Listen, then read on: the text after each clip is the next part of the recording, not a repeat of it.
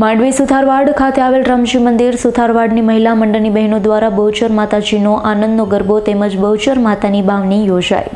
માંડવી નગરમાં આવેલા સુથારવાડ ખાતે રામજી મંદિરે સુથારવાડ ફળિયાની મહિલા મંડળની બહેનો દ્વારા 11 વખત આનંદનો ગરબો તથા બહુચર માતાની ભવાની યોજવામાં આવી। 11 વખત આનંદનો ગરબો વાજિંદ્ર સાથે તથા બાવણી યોજાઈ હતી। ગાયક કલાકાર અશ્વિનભાઈ ચૌધરી દ્વારા બપોરે 2 કલાકથી 6 કલાક સુધી યોજાઈ હતી।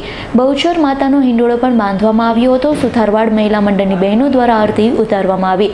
સાંજે 6 કલાકે મહાપ્રસાદનું સુંદર આયોજન કરવામાં આવ્યું। નગરના ધર્મપ્રેમી ભાઈઓ બહેનોએ લાભ લઈ ધન્યતા અનુભવી હતી।